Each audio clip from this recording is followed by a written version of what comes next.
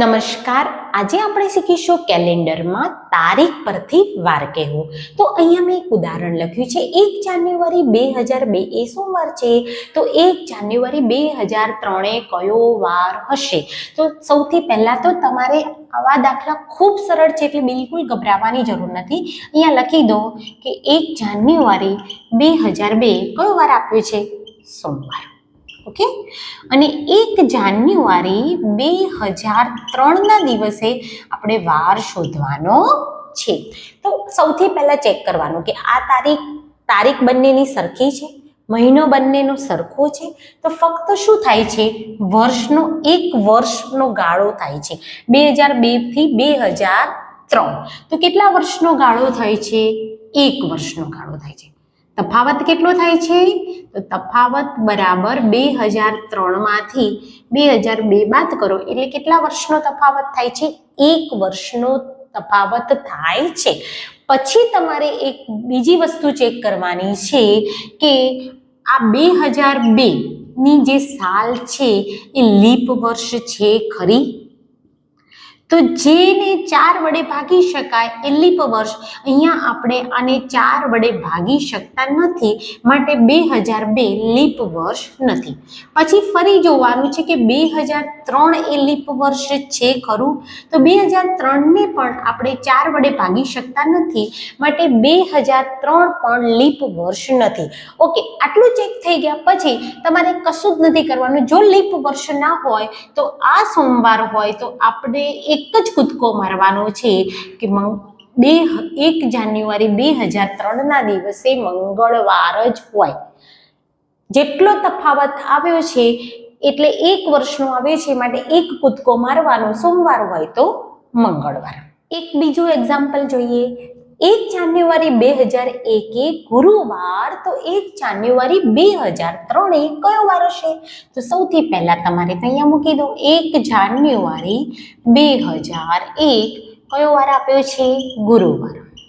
અને ફરી નીચે લખી દો 1 જાન્યુઆરી 2003 આપણને વાર શોધવાનો કીધેલું છે. તો સૌથી પહેલા ચેક કરી લો. આ 1 તારીખ તો 1 તારીખ છે, આ જાન્યુઆરી તો જાન્યુઆરી મહિનો છે. હવે વર્ષ બદલાય છે તો આમનો પહેલા આપણે શું શોધી દઈશું? તફાવત. તો વર્ષોનો તફાવત કેટલો થશે? તો 2003 માંથી 2001 બાદ કરો એટલે કેટલા વર્ષનો આપણને તફાવત મળ્યો? 2 વર્ષનો મળ્યો. ઓકે, હવે પહેલા તફાવત શોધી લેવાનો. હવે તમારે ચેક કરવાનું લીપ વર્ષ. ચલો, 2001 લીપ વર્ષ થાય ખરું? એને 4 વડે ભાગી શકાય ખરું? તો ના. 2003 ને આપણે 4 વડે ભાગી શકીએ ખરા? તો નથી ભાગી શકાતા. તો આમાં એક પણ લીપ વર્ષ નથી, પણ આપણે 2002 ને પણ જોવાનું છે.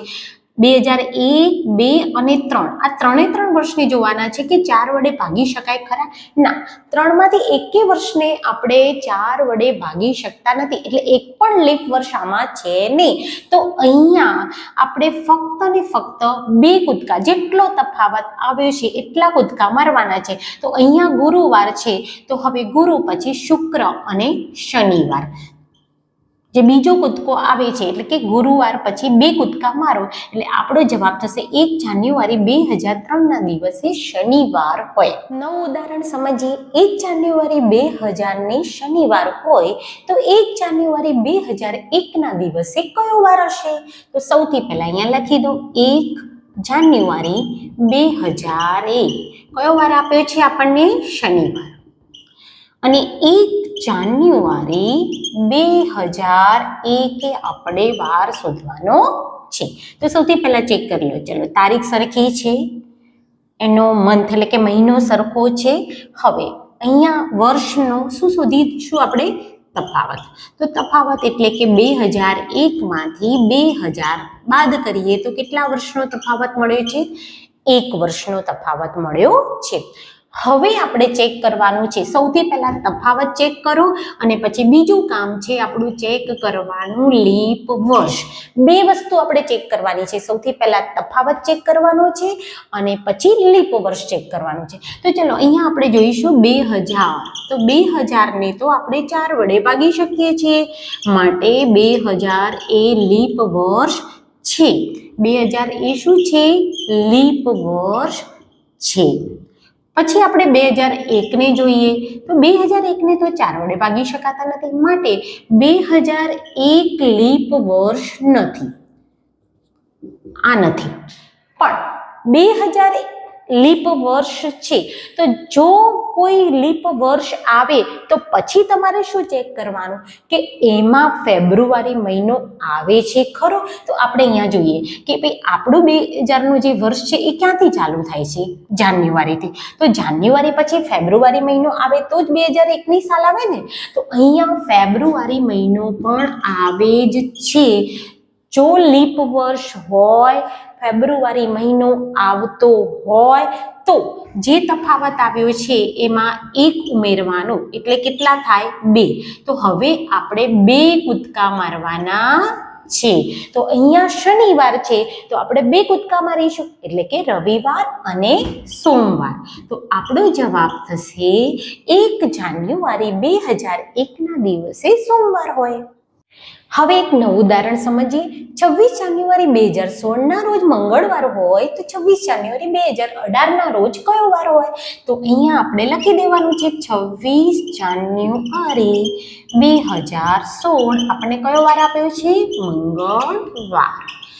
અને નીચે લખી દો 26 જાન્યુઆરી 2018. આપણે વાર શોધવાનો છે.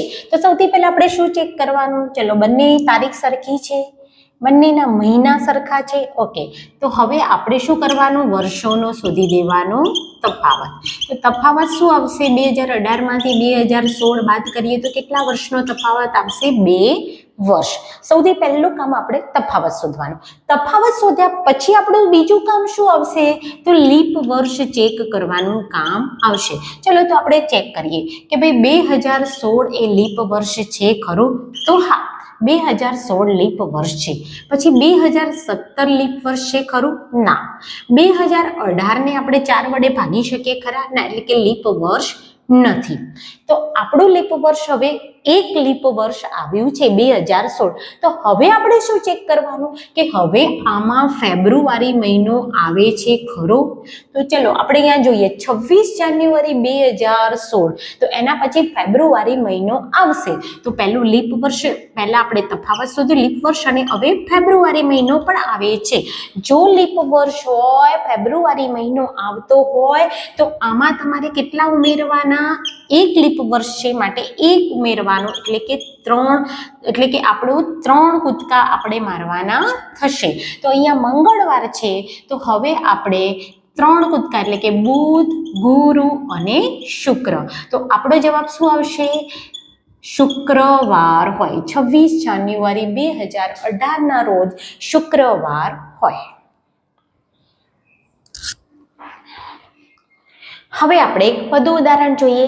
1/3/2020ના રોજ બુધવાર છે તો 1/3/2028ના રોજ કયો વાર હશે? ખૂબ સિમ્પલ છે. સૌથી પહેલા તો તમે લખી દો 1/3/2020. કયો વાર આપ્યો છે? બુધવાર. 1/3/2028 આપણે વાર શોધવાનો છે. તો સૌથી પહેલા ચેક કરી લો. ચલો, બંનેની તારીખ સરખી છે, બંનેનો મહિનો સરખો છે. તો હવે પહેલા તો શોધી દો વર્ષોનો તફાવત. તો વર્ષોનો તફાવત એટલે 2028માંથી 2020 બાદ કરીએ તો કેટલા વર્ષ થશે? 8 વર્ષ. ઓકે, તફાવત શોધી ગયા પછી આપણે શું કામ કરવાનું છે? તો આપણે લીપ વર્ષ ચેક કરવાના છે. તો આપણે સૌથી પહેલા જોઈએ 2020, 2021, 2022, 2023, 2024, 2025, 2026, 2027 અને 2028. પહેલા તો આપણે વર્ષો લખી દીધા. હવે આપણે ચેક કરીશું કે 2020 એ લીપ વર્ષ છે? તો હા છે. બરાબર. ચલો, અહીંયા છે ખરું, લીપ વર્ષ છે, પણ અંદર ફેબ્રુઆરી મહિનો આવે છે ખરું? અહીંયા તમે ચેક કરો, અંદર ફેબ્રુઆરી મહિનો આવે છે? તો ના, કારણ કે આપણું જે વર્ષ છે એ ક્યાંથી ચાલુ થાય છે? 3જા મહિનાથી, એટલે કે માર્ચથી. એટલે ફેબ્રુઆરી મહિનો આવતો નથી. તો અહીંયા આપણે લીપ વર્ષ હોવા છતાં એના 1 ગણીશું નહીં. 2021 લીપ વર્ષ છે? ના. 2022 લીપ વર્ષ છે? ના. 2023 લીપ વર્ષ છે? ના. 2024 લીપ વર્ષ છે? તો હા છે. અને આમાં ફેબ્રુઆરી મહિનો આવી જાય છે તો જ 2028 આવે. 2025 લીપ વર્ષ છે? ના. 2026 લીપ વર્ષ છે? ના. 2027 લીપ વર્ષ છે? ના. 2028 એ આપણે ચેક કરવાનું કે લીપ વર્ષ છે ખરું? તો હા, લીપ વર્ષ છે. અને આની અંદર ફેબ્રુઆરી મહિનો આવે છે કે નહીં? તો હા, આમાં ફેબ્રુઆરી મહિનો આવે છે, માટે અહીંયા આપણે 1 લેવો પડે. જેમાં લીપ વર્ષ હોવું જોઈએ અને ફેબ્રુઆરી મહિનો આવવો જોઈએ તો જ આપણે એની એક ગણતરીમાં લઈ શકીએ. તો અહીંયા આપણે ફક્ત 1 અને 2 જ ગણતરીમાં લેવાના છે. એટલે 8માં 2 10. એટલે હવે આપણે 10 કૂદકા નહીં મારીએ, કારણ કે જ્યારે કોઈ સંખ્યા 7 કરતાં વધી જાય ત્યારે આપણે શું કરવાનું છે? તો 10ને 7 વડે ભાગી નાખવાના, કારણ કે આપણે શું શોધવાનું છે? 5. તો 7 એકા 7 અને શેષ વધી આપણી 3. જે શેષ વધે એટલા જ કૂદકા મારવાના છે. તો હવે બુધવાર છે, તો બુધવાર પછી ગુરુ, શુક્ર અને શનિ. તો આપણો જવાબ બનશે શનિવાર. તો કેલેન્ડરના દાખલા ખૂબ જ સરળ હોય છે. જો તમે ધ્યાનથી સમજશો તો તમારા માટે બધું જ ઇઝી થઈ જશે. Thank you.